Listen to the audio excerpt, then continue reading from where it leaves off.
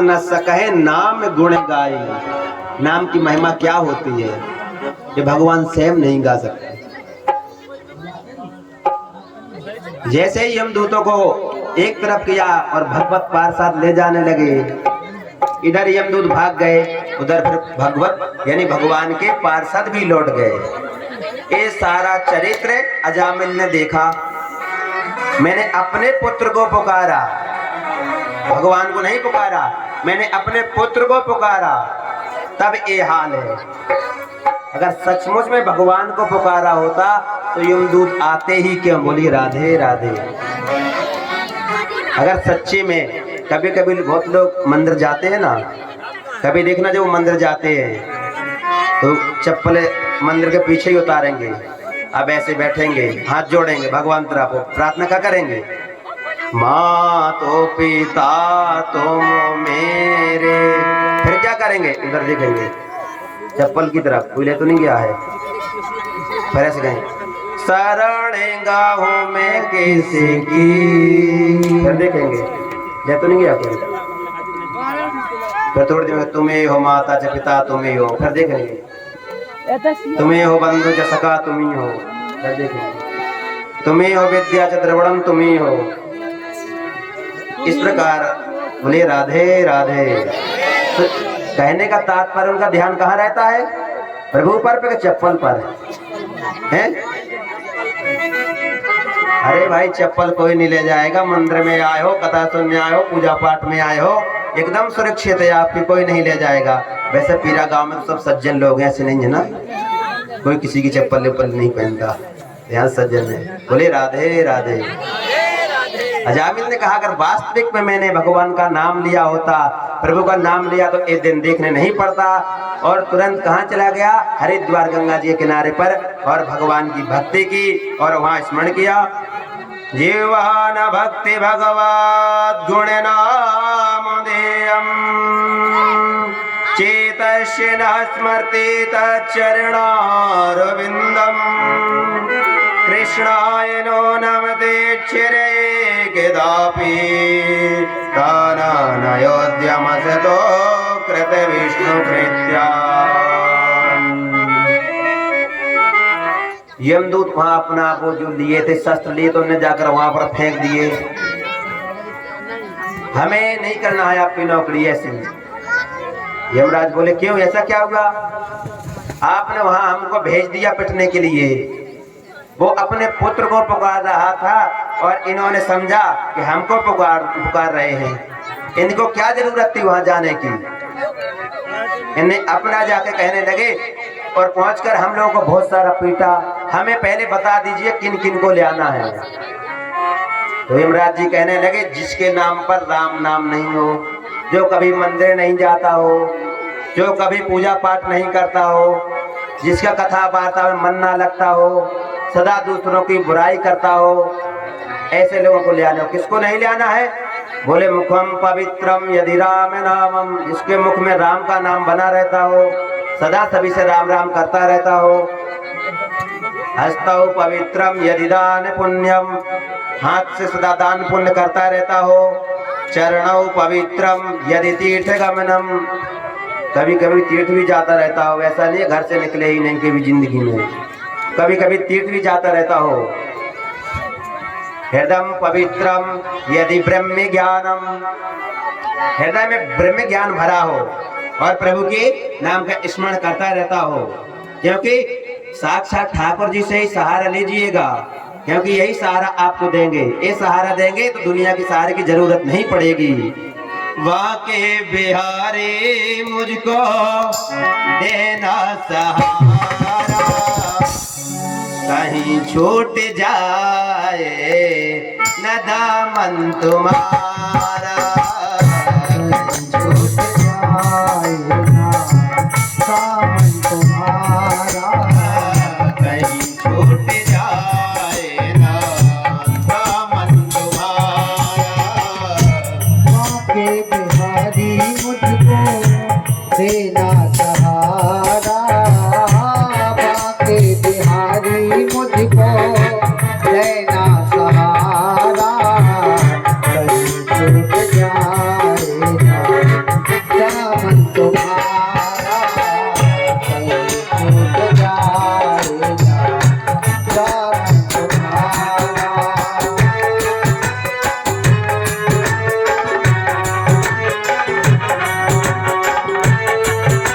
बड़े ही भाव से ताली सेवा करते हुए जय हो।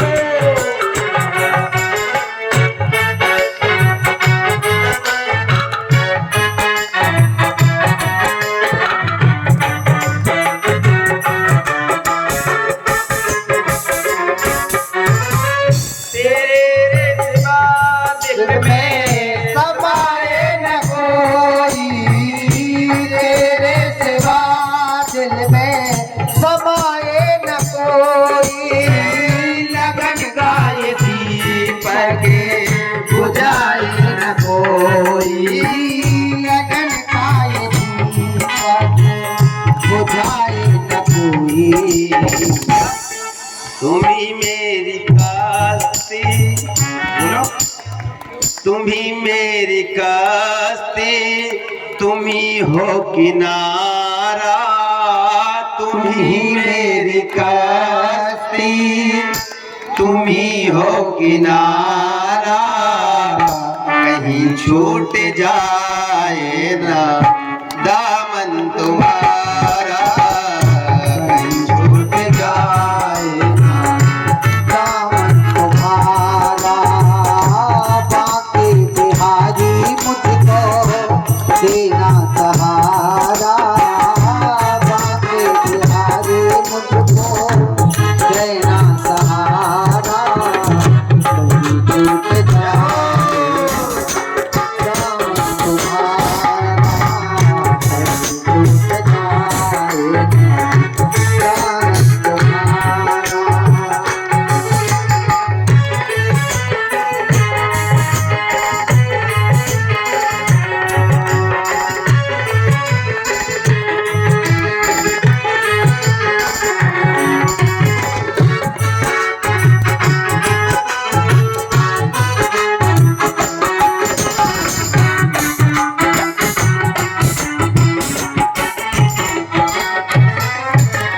तेरे नाम का गाता रहूं मैं, तेरे नाम का गीत गाता रहूं मैं। तेरे नाम का गाता रहूं मैं, तेरे नाम का गीत गाता रहूं मैं। हमेशा मैं तुझे को जाता रहूं मैं, तुम्हें काम तुझे को रिझाता रहूं मैं। तेरा नाम मुझे को है प्राणों से प्यारा, तेरा नाम मुझे को है प्राणों से प्यारा। कहीं छूट जाए ना दामन तुम्हारा, कहीं छूट जाए ना दामन तुम्हारा।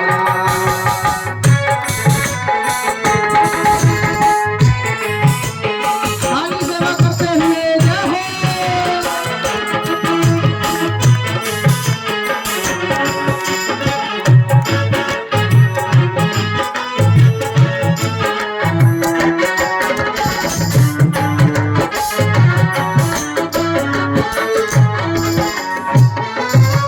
तेरे रास्ते से हटाती है दुनिया, तेरे रास्ते से हटाती है दुनिया। इशारों से मुझे को बुलाती है दुनिया, रात मुझे को भुलाती है दुनिया। सीखो ना हरगिज़ में दुनिया का नजारा, सीखो ना हरगिज़ में दुनिया का नजारा। कहीं छूट जाए ना दामन तुम्हारा, कहीं छूट जाए ना दामन तुम्हारा। के प्यारे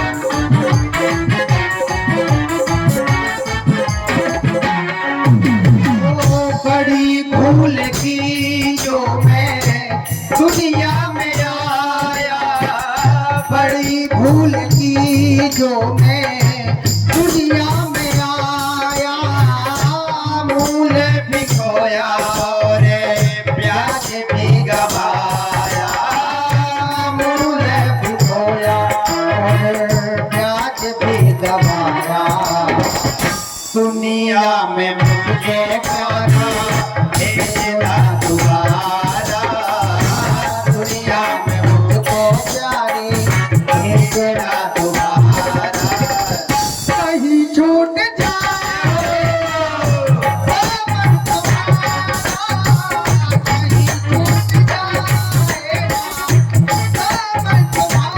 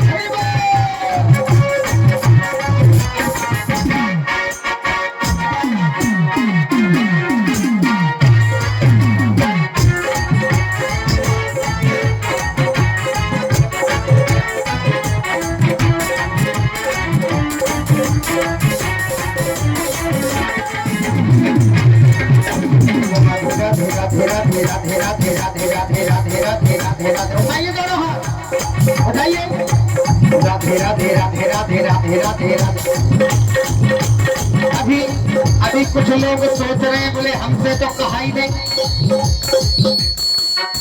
मैं सबसे कह रहा हूं किसी को नहीं छोड़ा मैंने। उठाइए दोनों हाथ, उठाइए। राधे राधे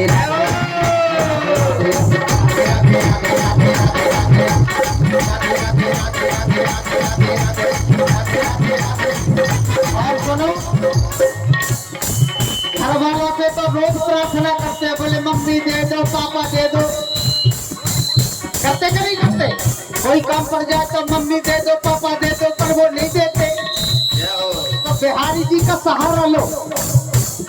अभी महाराज जी ने जो भजन गाया, बाके बिहारी मुझको देना सहारा, कहीं छूट जाए ना दामन हमारा। तो बिहारी जी का सहारा लो, जब वो खूब देंगे। गाते हैं महाराज जी, हो राधे राधे कहिए,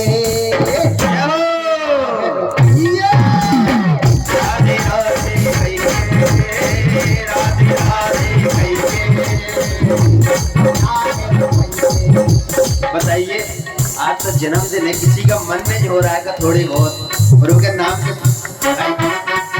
भाई थोड़ी देखो, ऐसा होता है, कहते ना अपने कहावत है, बोनी सही हो तो बात का तो अच्छा ही होता है। अब बोनी शुरुआत ही खराब करोगे तो क्या होगा? बोलिए राधे राधे, हे राधे राधे कहिए, राधे राधे कहिए, लड़के नहीं कहिए। हाँ, ये नहीं लगता, इसलिए बोलो।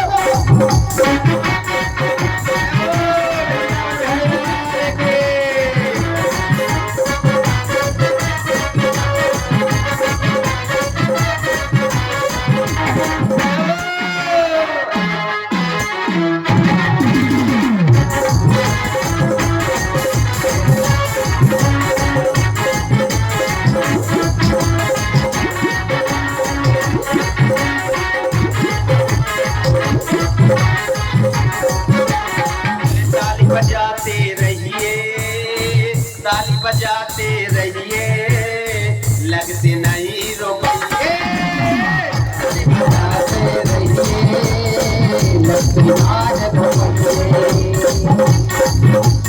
लगते नहीं रुपये भैया, लगते नहीं रुपये, लगते नहीं रुपये, लगते नहीं रुपये।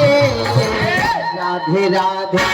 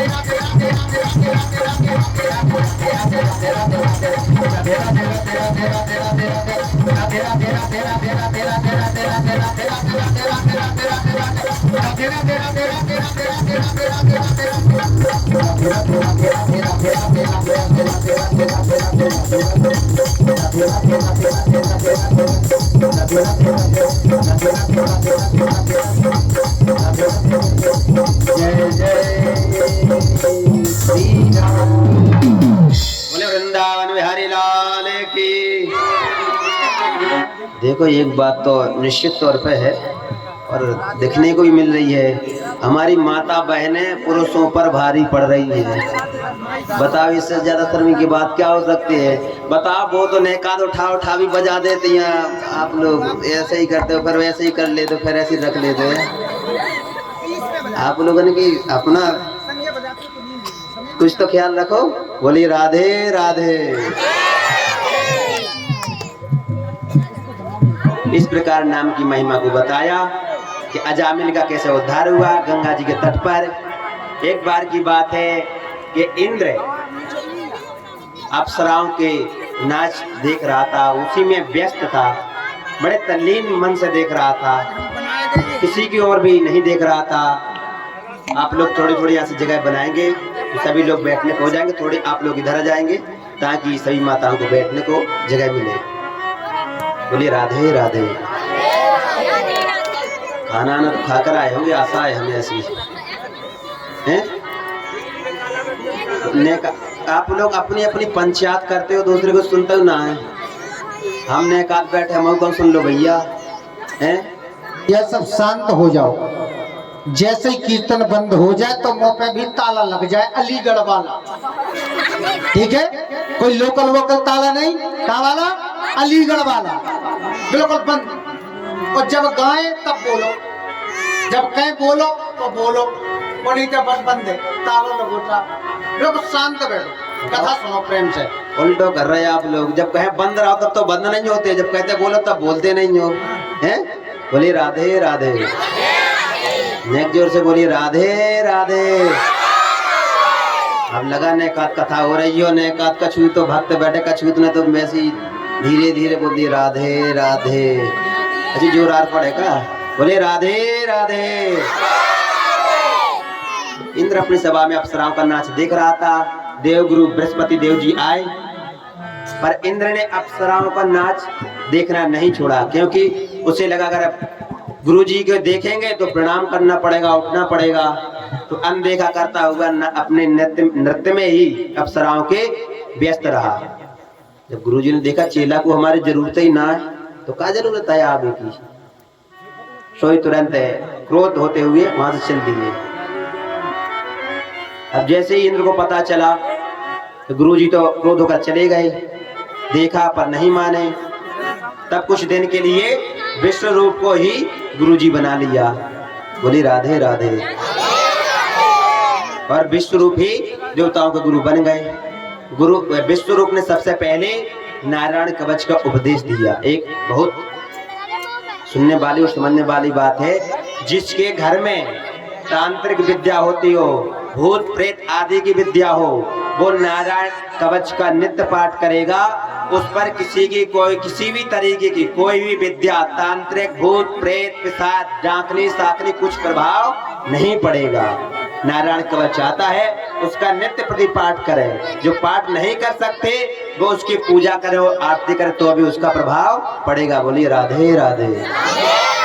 तो जिनके घर में इस प्रकार की बाधा है वो नारायण कवच का अवश्य पाठ करें। अब नारायण का कवच का सबसे पहले उपदेश दिया, इसके बाद यज्ञ करने लगे। यज्ञ तो करते हैं, देवताओं की आहुति देते हैं, पर विश्वरूप जो है ना वो देवतियों के मामा है उनके, तो धीरे से नीचे से देवतियों की भी आहुति देते हैं। जब ये बात है देवताओं ने देखी तो बड़ी बुरी लगी। मतलब हमारे यहाँ बैठ के गुरु जी और हमारे शत्रुओं को आहुति दे रहे हैं, तो गुस्सा आया तो तुरंत उनके 3 सिर तीनों को काट दिया। बोले राधे राधे। तीनों सिर काट दिए तो ब्रह्म हत्या लगी। अब उस ब्रह्म हत्या को चार जगह इंद्र ने बांट दिया। पर जब जैसे ही विश्वरूप जी के पिता को पता चला, तुष्टा मुनि को, हमारे पुत्र को पहले अपने काम बनाने के लिए गुरु बनाया और बाद में हमारे पुत्र का वध कर दिया, हम इनको नहीं छोड़ेंगे। और एक यज्ञ किया और उस यज्ञ में से आवाहन किया कि जो इंद्र को मार दे, लेकिन मंत्र में थोड़ी त्रुटि हो जाने के कारण इंद्र से मरने वाला पैदा हो गया। इंद्र शत्रु विवर्धस्वा मां चिरम जयेत विषम, तो इंद्र से मरने वाला पैदा हो गया। पर जैसे ही भयाल रूप प्रकट हुआ वृत्रासुर, तुरंत इंद्र को मारने के लिए चल दिया। आदेश दिया तुष्टा मुनि ने कि जाओ इंद्र को मार दो। अकेला ही चला गया, किसी कोई जरूरत नहीं। और इंद्र से लड़ने के लिए जैसे ही धावा बोला तो इंद्र तो डर के मारे भाग गया और भगवान के पास पहुंचा। प्रभु ऐसा क्या किया जाए जिससे इस दैत्य का वध हो जाए? भगवान बोले इसका वध तभी संभव है जब दधीचि मुनि की हड्डियों का वज्र बने, तब इसका वध संभव है, नहीं तब वध संभव नहीं है। अब भाई किसी के शरीर से कैसा कोई कह सकता कि हमें आपकी हड्डी चाहिए है? बोले राधे राधे। अगर कोई आपने लोगन में से नेकात कहे कि आपके शरीर से परोपकार हो सकता है अगर आप अपना शरीर का दान कर दें, कोई कर देगा क्या है? नेकात बोले करो तुम सुन में आया हम नहीं सुनो, नेकात बोलते हो करो। बोले राधे राधे। तो बोले दधीचि ऋषि की हड्डियों से ही वज्र बनेगा, उस वज्र से ही वृत्रासुर का वध होगा। तो दधीचि ऋषि के पास गए सभी लोग, प्रार्थना की। दधीचि मुनि बोले ऐसा कोई आज तक दुनिया में देखा है जो अपने शरीर का दान कर दे? तो देवता तो वैसे ही स्वार्थी होते हैं, एक नंबर के। जब काम पड़ता तभी भगवान को सुमरते हैं, जब उनका काम नहीं, उन्हें संकट नहीं पड़ता तब वो घर वालों का क्या अपने किसी की ध्यान नहीं रखते हैं। पर आज काम पड़ा है इसलिए सुमरना पड़ा। तो दधीचि ऋषि ने कहा देवताओं, कोई ऐसा पृथ्वी पर मनुष्य नहीं है जो अपने शरीर का दान कर दे। पहले तुम्हें एक बात सोचना चाहिए मांगने से पहले कि हम क्या मांग रहे हैं। तब देवता कहने लगे अगर मांगने वाले की पीड़ा समझी जाए तो देने वाला मना नहीं करेगा, क्योंकि हम पर भी संकट है, हमारे भी प्राण दांव पर लगे हैं। अगर आपकी हड्डियों से वज्र नहीं बना तो हमारा भी बचना मुश्किल है। दधीचि मुनि बोले हम तो आपकी मन की बात जानना चाहते थे। इस शरीर का क्या होना है, ये तो एक ना एक दिन नष्ट होना ही है। और तुरंत अपने शरीर पर खाद्य पदार्थ लगवाया, गायों ने चाट के पूरा चाट लिया, सिर्फ हड्डी बन रह गई, उसी हड्डी का वज्र बना। वही वज्र लेकर जैसे ही इंद्र आया तो आज इस दैत्य को उसमें भगवान नजर आने लगे, साक्षात ठाकुर जी नजर आने लगे, बिहारी जी। और कितनी सुंदर प्रार्थना की है। ननाग पृष्ठम न च पारमेष्ट्यम न सार्वभौमं न रसाधिपत्यम न योग सिद्धि न पुनर्भवं च बसमंजसा त्वा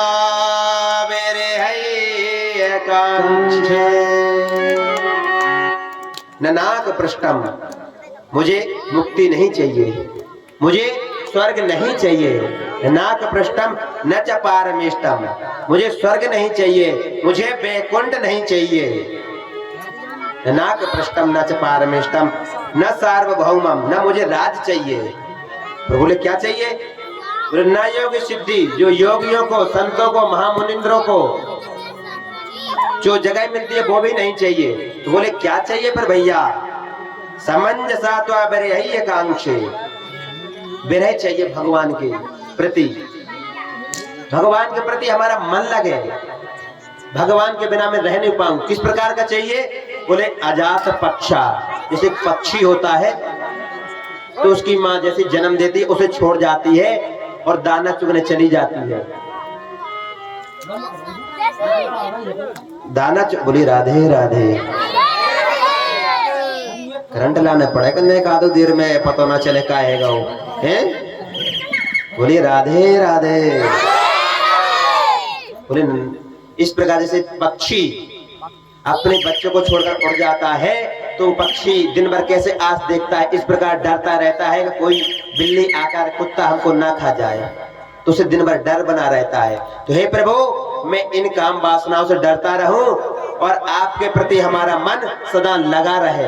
अजात पक्षा इवे मातरम खगा स्तन्यम यथा वत्स तरह क्षुधारता। दूसरा उदाहरण दिया किसका? बछड़ा का। जैसे जन्म देती है गाय अपने बछड़ों को और वन में चरने चली जाती है, और वो वन में चरने चली जाती है तो उसका जो बछड़ा होता है तो वो आस देखता रहता है कब हमारी गाय माँ आएगी तब हम उसका दूध पी पाएंगे। तो इस प्रकार प्रभु हमारा भी मन लगा रहे कि हम आपकी सदा बाट देखते रहे, सदा आपका इंतजार करते रहे। तीसरा उदाहरण दिया एक पत्नी का। जैसे एक पत्नी पढ़ी लिखी नहीं थी, उसकी शादी हुई, अब उसके पति को परदेश जाना था धन कमाने। बोली राधे राधे। उसे परदेश धन कमाने जाना था। अब वो पढ़ी लिखी नहीं तो उसने पूछा कितने दिन में आओगे? बोली 10 दिन। बोले 10 दिन में। बोले 10 कितने होते हैं? पढ़े लिखी तो कैसे समझा? उसने एक दीवार पे 10 डंडे खींच दिए ऐसे करके। जैसे एक दिन निकले एक डंडा काट दिया करना, जिस दिन ये पूरे डंडे कट जाएंगे उस दिन में आ जाऊंगा। तो वो पत्नी रोज एक डंडे काटती है और स्मरण करती है कब आएंगे, दूसरा डंडा काटती है फिर स्मरण करती कब आएंगे। ऐसे ही जितने 8 कटे 9 कटे अब उसकी बेचैनी बढ़ती जाती है और बेचैनी बढ़ती जाती है। जैसे कम बचते ऐसे प्रभु तुमसे मिलने के लिए सदा मैं बेचैन रहूं, तुम्हारे ध्यान में सदा तल्लीन रहूं, स्मरण करता रहूं। कैसे? जहां विराजे राधा रानी जाने कब आएगा मुझे अपना बनाएगा, मेरे आंसू पोंछ कर मुझे गले लगाएगा, मेरे आंसू पोंछ कर मुझे गले लगाएगा। कब आएगा मेरा सावरिया, कब आएगा मेरा सावरिया, कब आएगा मेरा सावरिया, कब आएगा मेरा सावरिया। जाने कब आएगा मुझे अपना बनाएगा, जाने कब आएगा मुझे अपना बनाएगा, मेरे आंसू पोंछ कर मुझे गले लगाएगा, मेरे आंसू पोंछ कर मुझे गले लगाएगा। कब आएगा मेरा सावरिया, कब आएगा मेरा सावरिया, कब आएगा मेरा सावरिया, कब आएगा मेरा सावरिया। ठाकुर जी से हम लोग भी प्रार्थना करें, हे प्रभु कहो दे।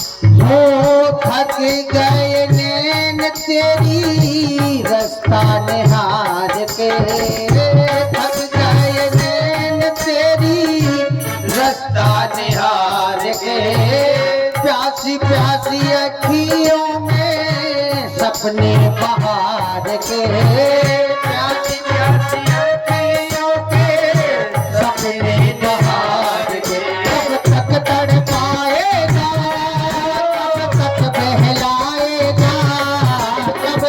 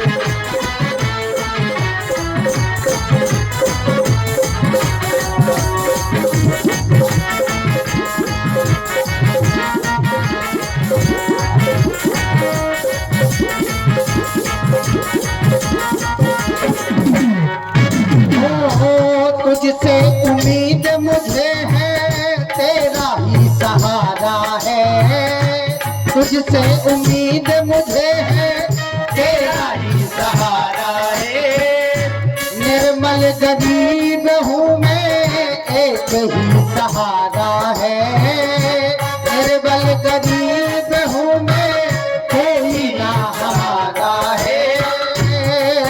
कब तक समझाएगा, कब तक बहलाएगा, कब तक समझाएगा, कब तक बहलाएगा। मेरी आंखों पहुँच कर मुझे गले लगाएगा, मेरे हाथों पहुँच कर मुझे गले लगाएगा।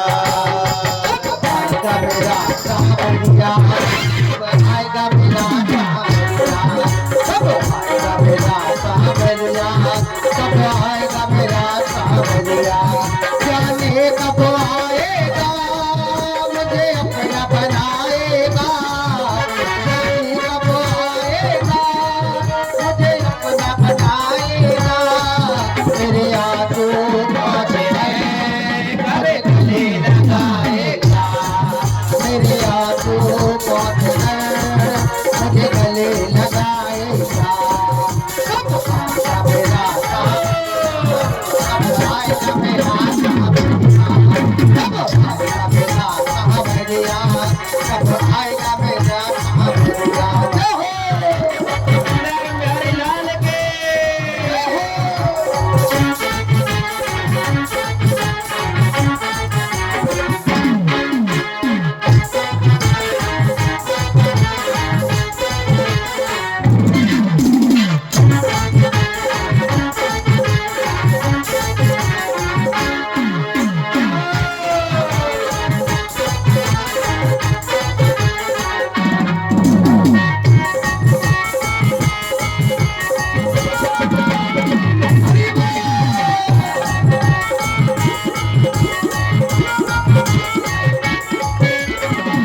अब कोई स्त्री क्या कहती है अपने पति के लिए?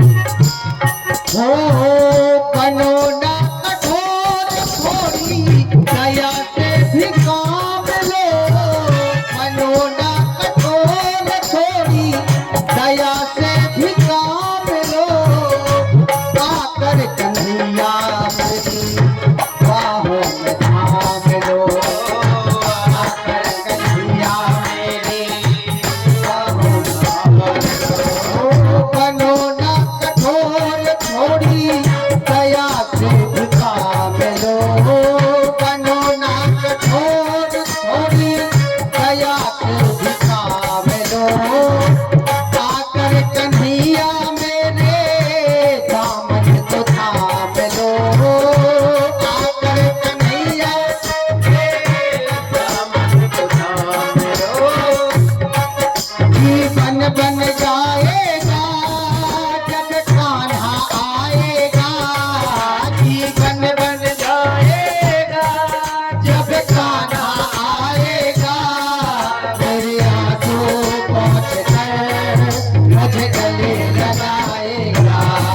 मेरे आंखों पहुँच कर मुझे गले लगाएगा। कब आएगा मेरा सावरिया, कब आएगा मेरा सावरिया, कब आएगा मेरा सावरिया, कब आएगा मेरा सावरिया। जाने कब आएगा, मुझे अपना बनाएगा। जाने कब आएगा, मुझे अपना बनाएगा। मेरे आंखों पर है, मुझे गले लगाएगा। मेरे आंखों पर है, मुझे गले लगाएगा। कब आएगा मेरा सावरिया, कब आएगा मेरा सावरिया, कब आएगा मेरा सावरिया। जय हो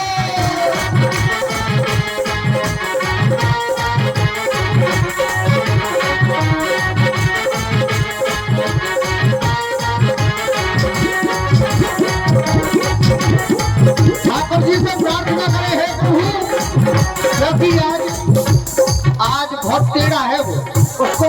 उसका नाम है बाके, और बाके माने होता है टेढ़ा।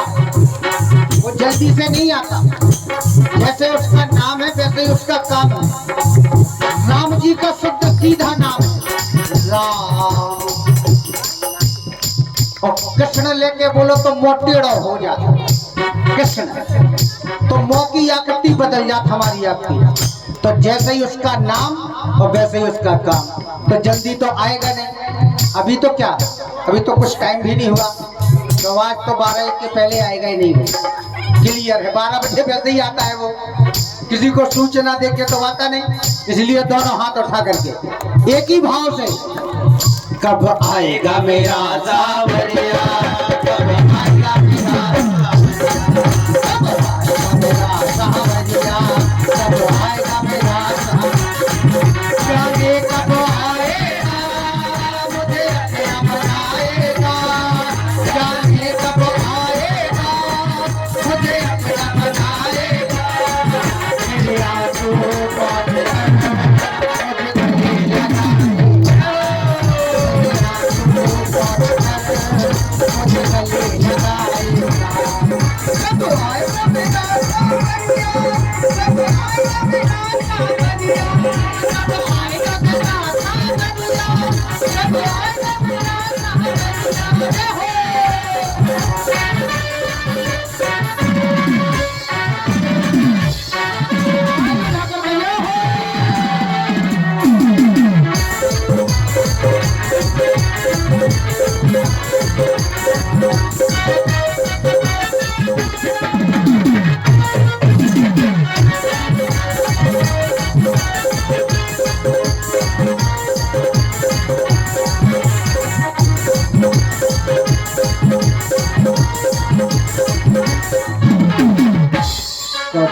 आएगा मेरा सावरिया। बोलिए, आप लोग बोलिए, कब आएगा मेरा सावरिया, कब आएगा मेरा सावरिया, कब आएगा मेरा सावरिया, कब आएगा मेरा सावरिया। जाने कब आएगा, मुझे अपना बना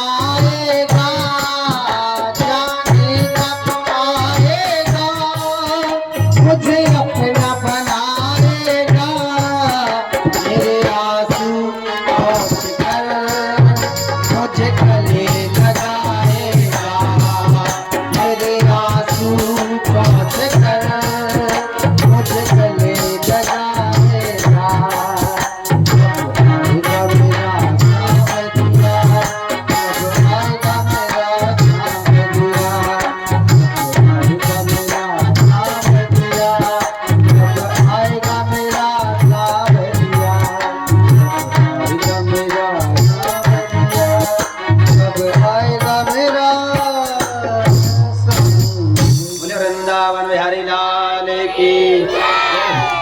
यहाँ बोलने में, ताली बजाने में और नाचने में बड़ी कंजूसी होती है। ऐसी क्या बात है?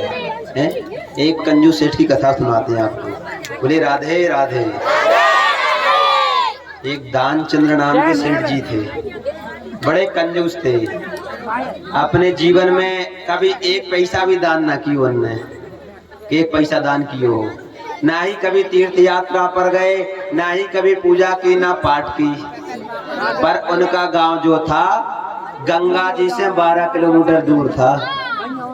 अब उनकी पत्नी बार बार कहे कहीं नहीं जा सकते तो गंगा जी तो है आओ, कम से कम गंगा जी तो हो आते। अब जब बार बार पत्नी कहे तो एक आध बार तो पति सोच ही ले कि चलो मैं हो आए। बोले राधे राधे। पीछे वाले तो ऐसे लगे जैसे बैठे आप इनकी ना इनकी देखा देखी करोगे तो फिर तो आप ना बोलोगे। इन लोगों ने सोच रखी हमें ना बोल रहे। बोले राधे राधे। तुम बड़े मुश्किल में गंगा जी नहाने गए। अब गंगा जी में नहाने गए तो देखा पंडा वहां भी फिरते हैं। देखा कहाँ जाए तो कहाँ गए, मुर्दा घाट पे गए। वहां तो कोई पंडा ना आएगा। अब मुर्दा घाट पे जैसे ही गए सो देखा कि कहीं इधर उधर कोई है तो नहीं है। बहुत कंजूस थे, जीवन में 1 रुपए दान ना कियो।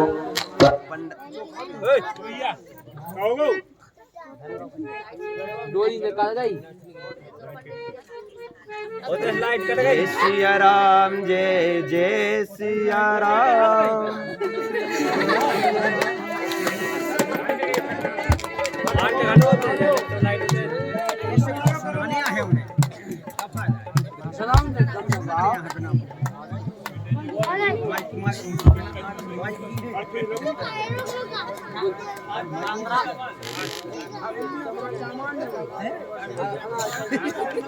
बोलिए राधे राधे,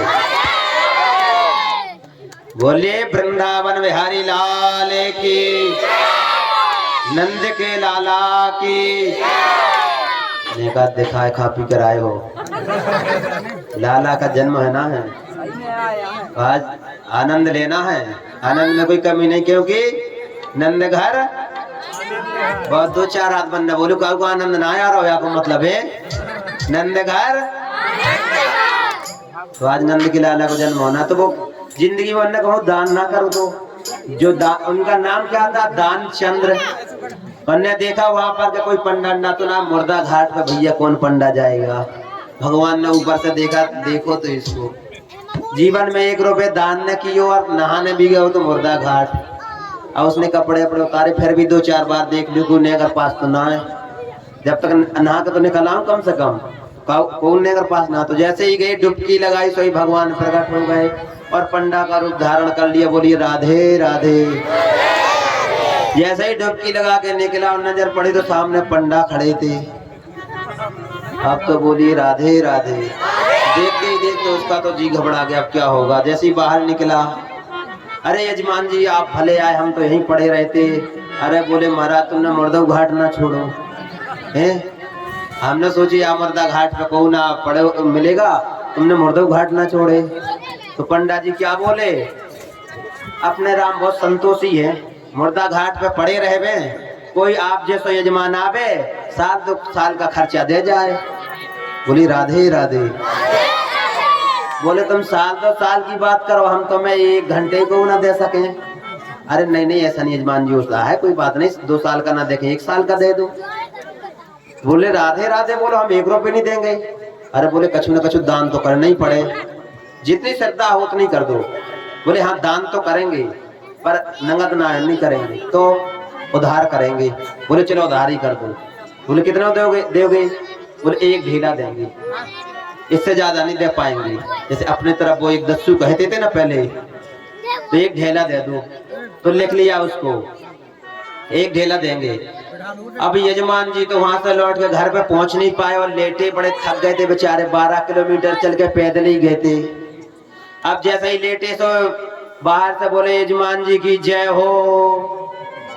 उनकी पत्नी ने सोचा कौन आ गया, तो बाहर आए, देखी बोले किसी को कुछ लिखवा कर आए थे क्या, गंगा जी नहाने गए थे। बोले तो अब आ गए का? अरे बोले वो दौरे में खड़े हैं। कदो के यजमान जी बहुत तेज बीमार है, हमारे पति बहुत तेज बीमार है। तो उसने जाकर कह दिया है कि हमारे स्वामी अभी बहुत तेज बीमार है, बाद में आना तो अपनी दक्षिणा ले जाना। सोई भगवान जो पंडा रूप में थे, अरे बोले यजमान बीमार हो, आपत्ति विपत्ति में छोड़ के हम कैसे भग जाएं? ऐसी आपत्ति यजमान पे आज कि बीमार हो गया। अरे अब तो हम डॉक्टर को बुलाएंगे, बताओ किसको? जाकर फिर से पत्नी पूछने गई कि पंडा तो मान ही न रहे, वो कह रहे हैं कि अगर यजमान जी बीमार है तो छोड़ के ऐसी विपत्ति में घड़ी में कैसे जाएं? तो कह दो मर गए, जाके कह दो मर ही गए। पत्नी आई बाहर, बोले ऐसे आंसू से पूछने लगी, 2-4 आंसू आने, वो तो मर गए, वो तो बचे ही नहीं। अब क्या करें? बोले ऐसे समय में जब यजमान ही चले गए तो अब तो हम पूरे गांव में सुना के आएंगे, भैया जब मरे गए तो सबको गांव भर को बुला दे। भगवान ने अनेक रूप धरे और पूरे गांव भर में कह दियो कि वो तो दानचंद्र सेठ जी चल बसे। अब सेठ जी कम ना थे, उनने अपनी ऐसी सांस रोकी कि सांस न खोले।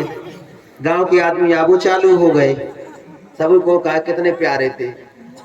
उनकी पत्नी बार बार कहे अभी यानी कि जब मरे ना आए, जे जिंदा है। सबको कहा कितनी प्यार करती थी अपने पति को बेचारी, देखो तो मर भी गए तो भी करीब ना मरे। वो सांस दावे पड़े दानचंद्र से, अब वो सांसों न छोड़े। अब सभी लोग देखें, भगवान सोचे कितना मतलब एक ढीला के लाने सांस दाब ले, सांसों ना छोड़ रहा अब तो। किने का सांसें छोड़ कहूँ वास्तव में न चले जाए, पर बिल्कुल सांस ना निकाले। अब उनकी पत्नी बार बार करे कछु ना हुआ, हमारे पति को जिंदा है, वो दान के चक्कर में ऐसे न कर लियो। पर सभी लोग जितने वहां जुड़े थे पंच सुखा कहे कितनी प्यार करती अपने पति को, कितनी चाहती। देखो अब तो मर तक गए तब भी कह रही कि जिंदा है, बार बार कहे कितनी चाहत रही अपने पति को। अर्थी गई, अर्थी उठाई नहीं, फिर भी सांस दावे पड़े रहे। भगवान कहे कितना चीट आदमी है बिल्कुल, कि 1 रुपये एक ढीला ना निकल रहा हो, मरने के लिए तैयार होगा। जाके अर्थी जाके चितई पे रख गए। बोलो राधे राधे। भगवान ने कहा भैया हमारा यजमान था, पंडा जी ने कहा हम उसके कान में कछु कहो चाहत एक मंत्र ताकि इसका उद्धार हो जाए। पंचन ने कहा कह दो। भगवान ने उसके कान में कहो मैं आयो बैकुंठ से तुमसे नाता जोड़ और मांग लो वरदान तुम। तो यजमान जी का कह रहे देवो ढेला छोड़, जो वही ढेला तुम आप बैकुंठ से, आप बहुत अच्छी बात है, आपने वरदान दिया ये भी बहुत अच्छी बात है, पर वो ढेला देवो छोड़। बोले वृंदावन बिहारी लाल की। कंजूस लोग ऐसे भी होते हैं। भगवान ने कहा या तो हमसे बड़े बड़े इंतजाम ऐसे कभी बाजार में पड़ा था ना, इस प्रकार बगल में वृत्रासुर ने बड़े सुंदर प्रार्थना की भगवान से और उनका स्मरण किया।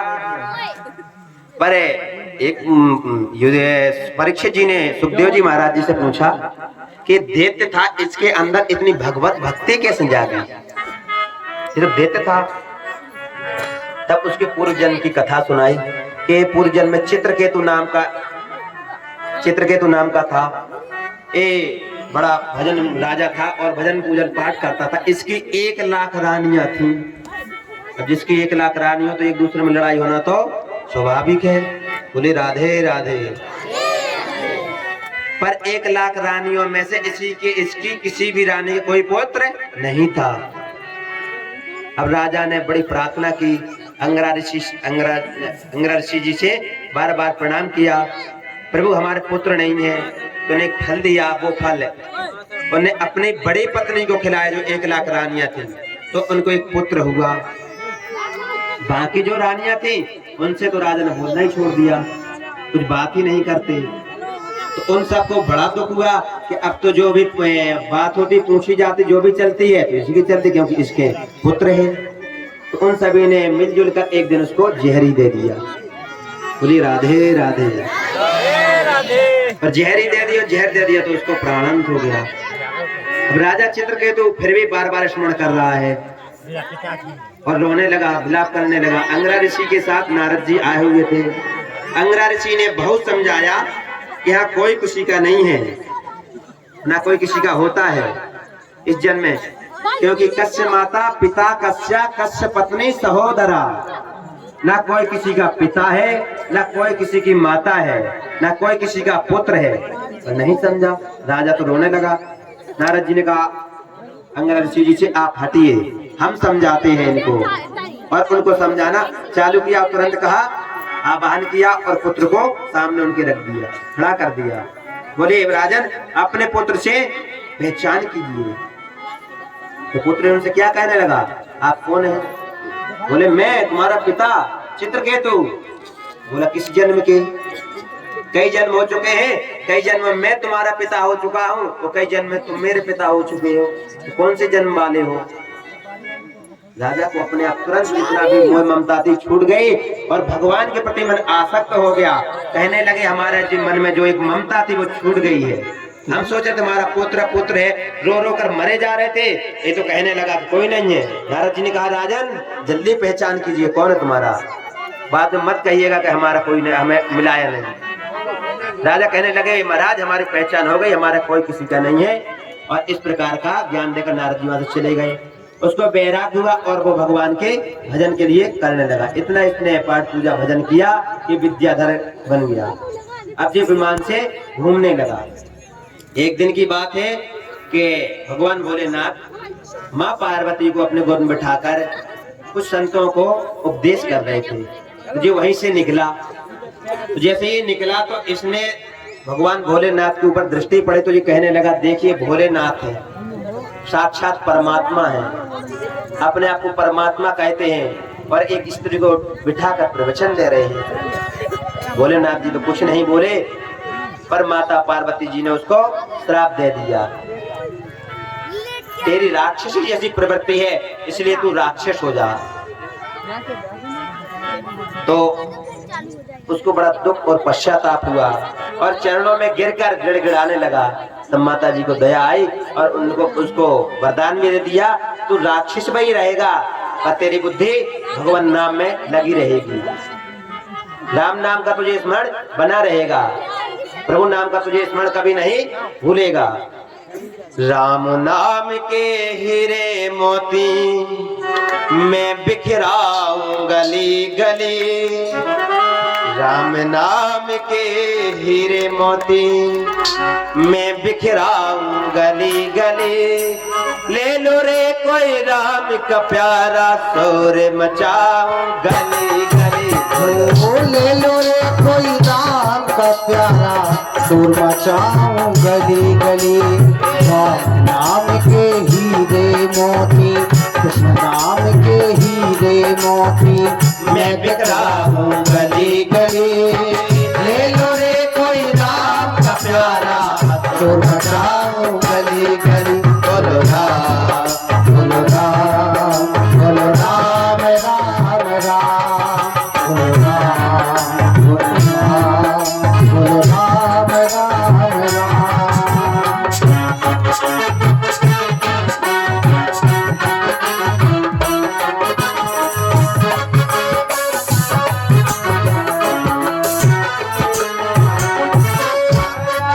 दीवाने सुन लो एक दिन ऐसा आएगा, माया के दीवाने सुन लो एक दिन ऐसा आएगा, धन दौलत और माल खजाना यही पड़ा रह जाएगा, धन दौलत और माल खजाना यही पड़ा रह जाएगा। सुंदर काया माटी होगी,